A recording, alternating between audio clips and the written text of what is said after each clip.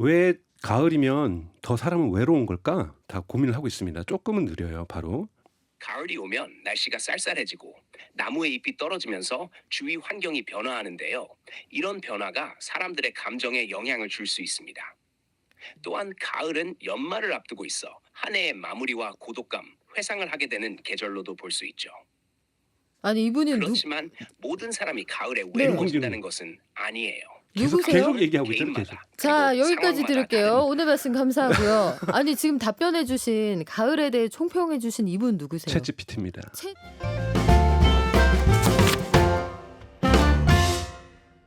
영화 허 보셨습니까? 그녀. 근데 저는 영화 허를 헐 하면서 봤거든요. 말도 하고 막 애인 같기도 하고 되게 똑똑하고 감정도 살피는 AI 사만다. 영화가 나온 지 벌써 10년이 됐는데 그 사이에 AI 챗봇들 보고 듣고 말대꾸도 하고 거짓말도 합니다. 이제 오픈 AI, 메타, 구글, 빅테크의 챗봇 기술 경쟁에 불꽃이 튀고 있는데 이젠 말도 하고 친구도 될 것 같죠? AI 규제를 둘러싼 패권 경쟁도 뜨겁다는데요. IT 언박싱 미디어스피어 강정수 박사에게 들어보겠습니다. 안녕하세요. 안녕하세요. 챗 GPT를 처음으로 선보였던 오픈 AI가 보고 듣고 말하는 AI. 이러다 그냥 물리적인 형태만 갖추면은 그 사람이랑 똑같겠어요. 네, 그렇죠. 그러니까 가장 지난주 9월 마지막 주에 사실 빅테크들이 AI 기술들의 업그레이드 버전들을 선보였습니다. 챗GPT 같은 경우에는 이제는 듣고 말하고 볼 수 와. 있다라는 기능을 내버렸고, 메타 같은 경우에도 우리 페이스북과 인스타그램의 메타도 처음으로 챗봇, 메타 AI라고 하는 챗봇을 선보였고, 또 AI 스티커스라고 해가지고 우리 이모티콘을 보통 구매를 했잖아요. 네. 이모티콘은 난 이런 이모티콘을 원해. 그럼 짜잔 만들어줍니다. 그 그래서 자리에서 네, 만들어줘서 친구들한테 보낼 수 있고, 이야. 분노에 찬 수박을 만들어줘. 그러면 네. 이렇게 이런 것들을 만들어서 바로바로 보내줄 수 있는 이런 기능들이 있는데, 또 이 메타 같은 경우에는 레이반이라는 선글라스 업체하고 스마트 글래스를 만들었는데, 지금까지는 다 메타버스를 향해서 갔었는데, 네. 이 걸음은 스톱하고 여기다가 메타 AI를 달아서 마찬가지로 안경하고 결합했으니까 볼 수 있고, AI가 네. 그다음에 여기에 이어폰이 있어서 말할 수 있고 들을 수 있고 뭐 이런 기능들이 동시에 나타났고, 뭐 하여튼 뭐 소식들이 여러 가지 소식들이 쏟아졌습니다. 추석에 우리는 쉬었는데 빅테크는 진짜 열심히 개발했고 증시는 또 정신없이 달려갔고 진짜 소식이 많았어요. 근데 기존에도 AI가 살금살금 집에 들어와 있잖아요. 네. 말 시키면은 시리야 뭐 해줘 아니면 알렉사 뭐 해줘 요런 거 하면은 말대꾸도 하고 잘 듣지 못하였어요. 그렇게 말씀하시면 저는 슬퍼요. 요런 친구도 있었는데 아, 이 친구들하고는 많이 수준이 달라요? 다르죠. 제가 한번 실험을 좀 한번 해볼까 하는데요. 챗GPT에서 지금 당장 모바일에 살 수 있습니다. 어, 어떤 실험일까요? 네. 네, 바로 지금 실험을 왜 가을이면 더 사람은 외로운 걸까? 다 고민을 하고 있습니다. 조금은 느려요, 바로.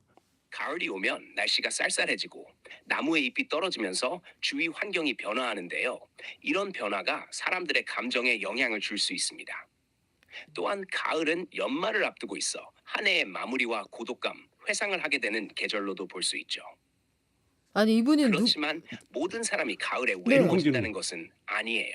누구세요? 계속 얘기하고 있잖아요, 계속. 개인마다 자, 그리고 여기까지 상황마다 들을게요. 다릅니다. 오늘 말씀 감사하고요. 아니 지금 답변해 주신 가을에 대해 총평해 주신 이분 누구세요? 챗GPT입니다. 챗 GPT 님이 네. 약간 탁성의 남성 목소리로 네, 가을이 남성도 되면 네. 강정수 박사님이 왜 외롭게 느껴지는지 답을 주는 거예요. 그렇죠. 근데 이 말들이 보통 쉬리 물으면 이렇게 단답형이에요. 근데 그쵸. 이 친구는 제가 멈추지 말라 할 때까지 정말 길게 가을이면 왜 사람은 외로운가에 대해서, 연말이 가까워지고 그다음에 자연이 변하고 그리고 여기에서 감성적으로 어떻게 변하는지 하면서 또 마지막에 뭐라고 물어볼 가능성이 높냐면, 혹시 지금 특별하게 더 외로움을 느끼는 것이 있나요?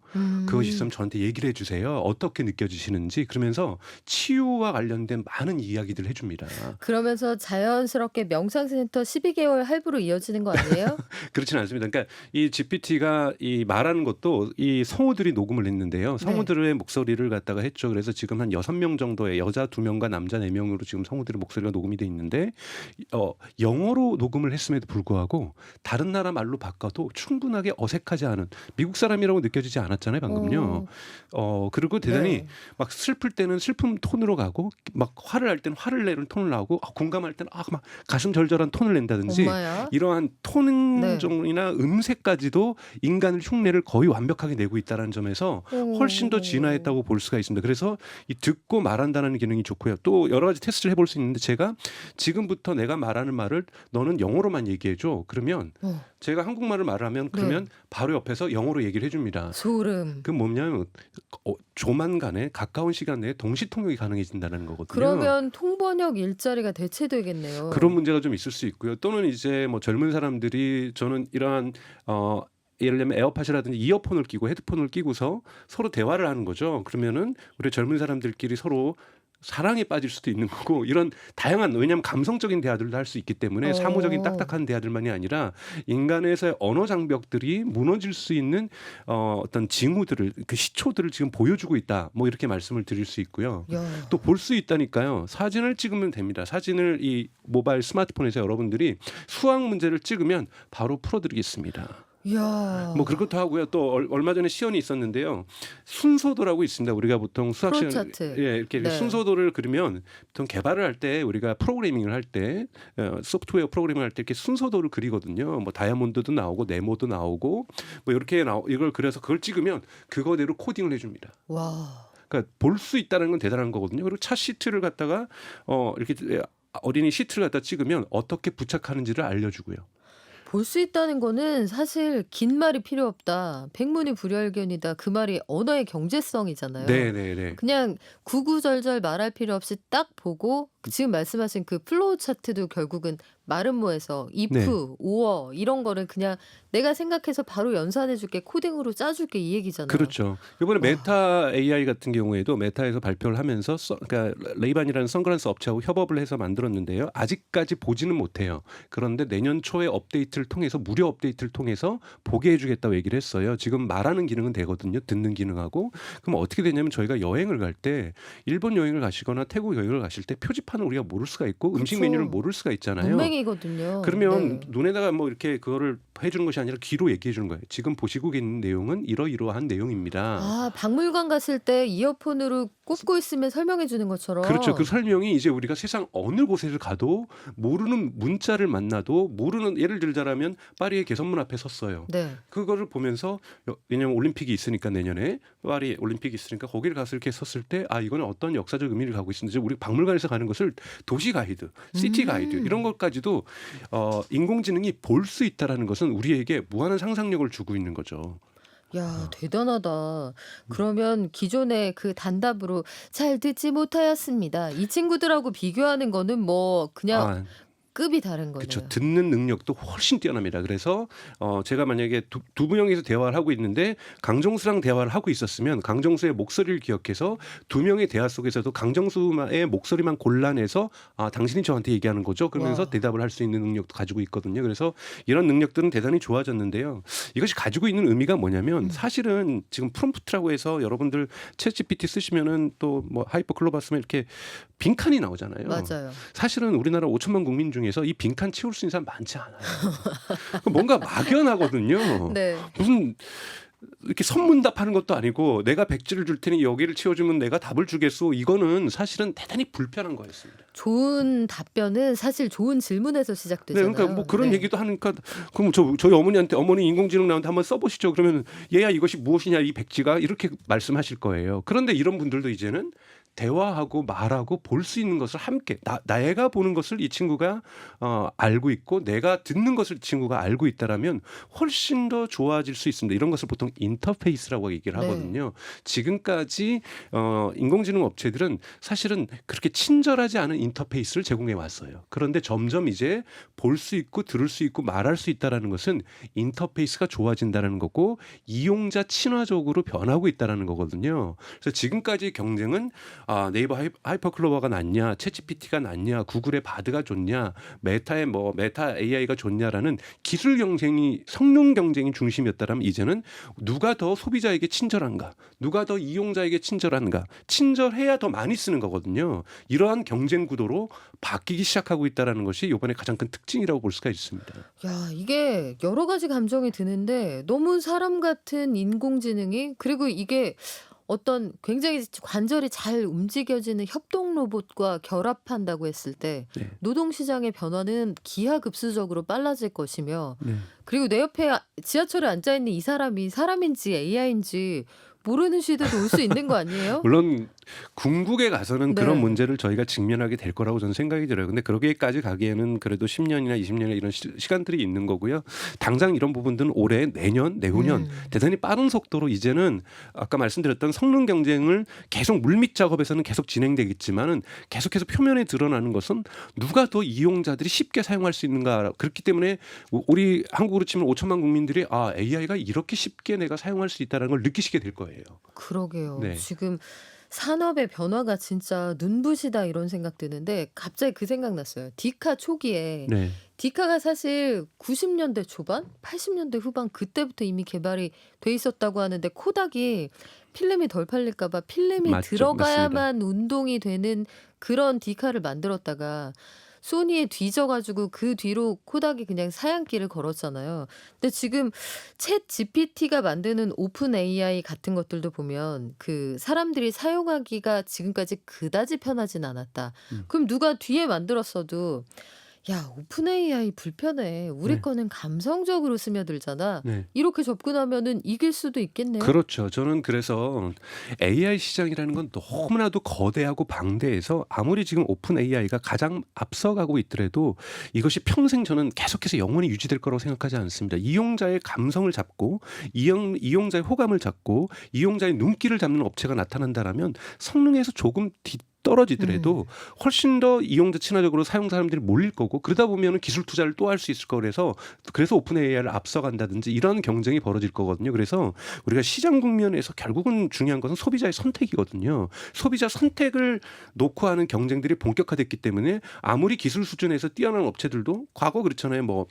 과거 정말 오래전에 비디오 같은 경우에도 녹화 방식이 VHS냐 베타 방식이냐 이런 맞아요. 것들이 소니하고 토시바하고 경쟁을 했었는데 기술적으로는 소니의 베타가 좋았다고 얘기를 해요. 많은 전문가들은. 하지만 소비자들이 VHS를 선택한 거예요. 그러면 VHS로 가버립니다. 그 높았던 기술도 사양길로 더 접어들 수가 있거든요. 그렇기 때문에 이제는 본격적으로 2023년 하반기와 2024년은 소비자를 마음을 잡기 위한 경쟁이 본격화됐다 이렇게 볼 수 있습니다. 자, 마음을 잡는 자가 누구일 거냐? 첫 번째는 사실 큰 시장에서 그다지 중요하지 않을 수도 있다.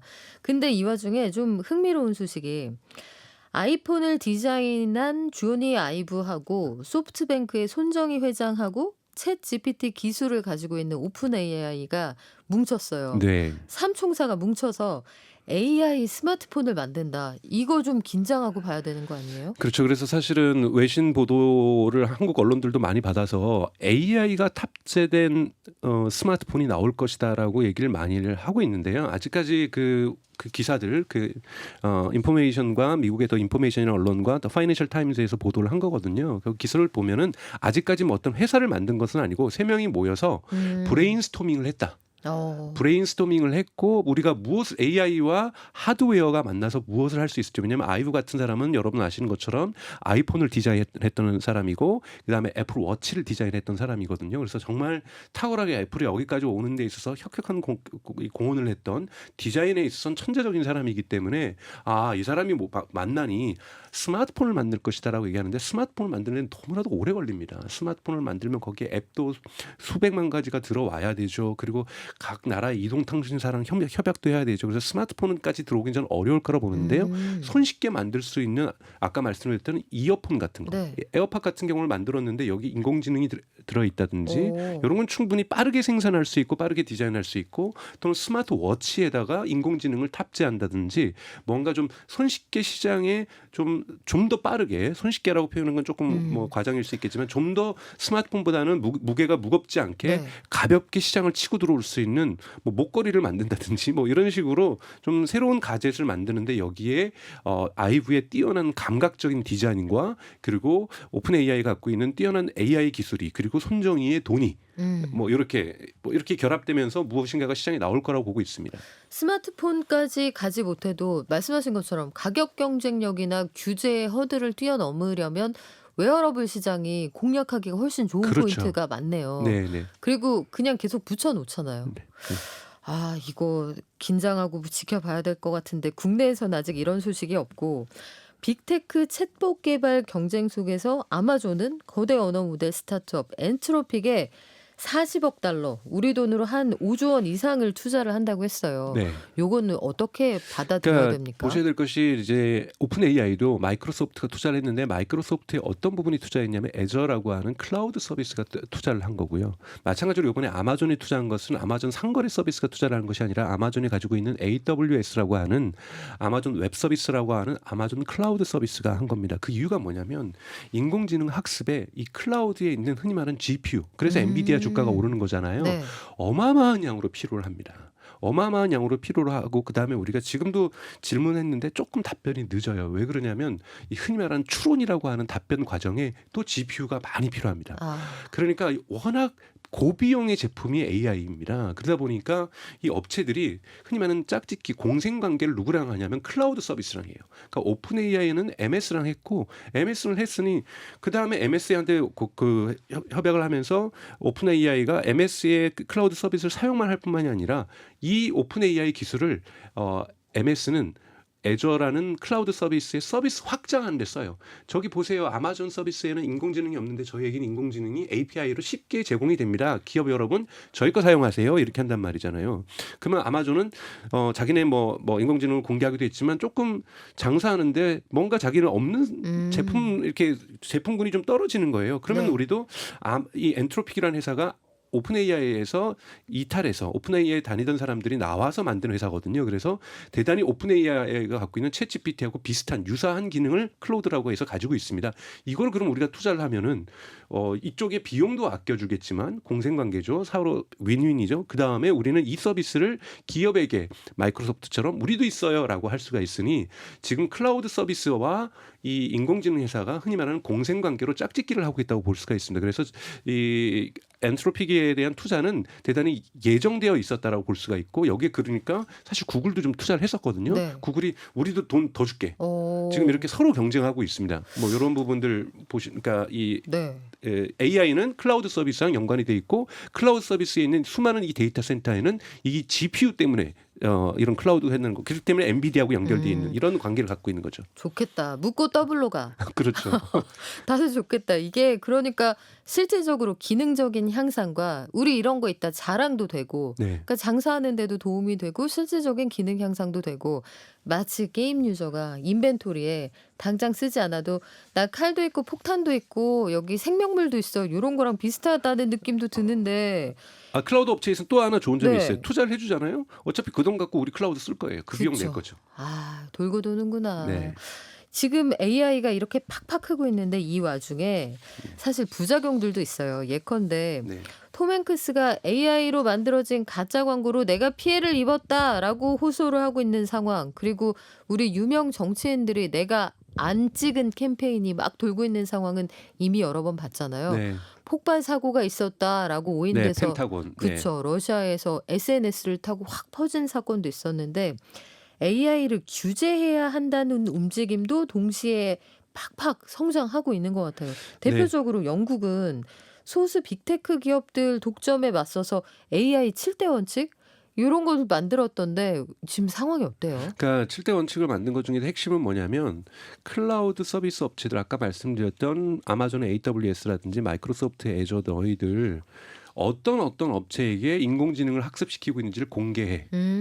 왜냐하면 너네 그거 혹시 힘을 발휘해가지고 대단히 큰 데이터 센터를 갖고 있으니까 작은 업체는 일부러 안 해주는 거 아니야? 아, 그러면 신생 업체들은 성장할 기회를 잃어버리는 거니까 너네 돈 준다고 해도 요즘은 안 해주거든요. 요즘 GPU 구하기는 하늘의 별 따기라고 얘기를 해요. 근데 이 기업들은 GPU를 많이 가지고 있거든요. 그러니까 공정 경쟁이 이루어지게 오픈 AI에게만 그 데이터 센터를 다 주지 말고 우리 영국의 스타트업이라든지 프랑스의 스타트업이라든지 뭐 미국의 스타트업, 한국의 스타트업들이 거기에서 쓰겠다 그러면 문을 열어줘. 그래서 너희들은 정기적으로 투명하게 대형 클라우드 업체는 어떤 AI를 지원하고 있는지를 밝힐 것. 이런 원칙들이 있어요. 와. 이건 시장의 경쟁을 좀 더 촉진하겠다라는 의도를 갖고 있는 거죠. 거의 이거는 무슨 광합성 해야 되는데 태양이 네. 여기만 비추고 여기는 안 비추면 얘는 못 클 거 아니야. 그렇죠. 이런 얘기잖아요. 네.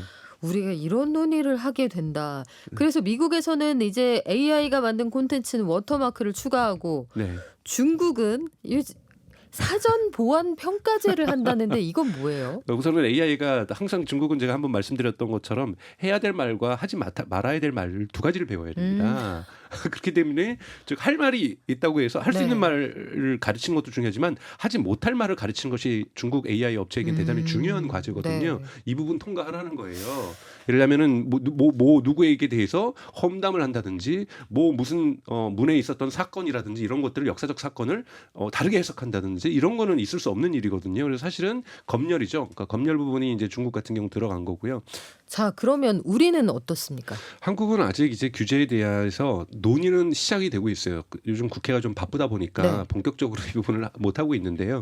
그래도 국회를 준비하고 있는 국회 전문위원들이라든지 이런 분들은 각 나라에서 어떤 규제가 있는지를 좀 정리하는 논의들을 하고 있고 이 부분에 대해서 일정들을 지금 잡아가고 있는 수준. 그러니까 쭉 아직은 이제 시작 단계. 그리고 조금 한국은 걱정하는 것은 그래도 네이버나 카카오나 SK나 뭐 이런 기업들이 빠르게 좀 AI를 먼저 만들어줬으면 좋겠는 거죠. 즉 규제보다는 지능 쪽에 조금 더 무게중심이 있다고 볼 수가 있습니다. 아직까지 우리는 규제까지 얘기할 만큼 쑥쑥 큰 상황은 아닌가 봐요. 우리도 잘 됐으면 좋겠는데. 오늘 말씀은 여기까지 듣겠습니다. 지금까지 미디어 스피어 강정수 박사였습니다. 고맙습니다. 고맙습니다.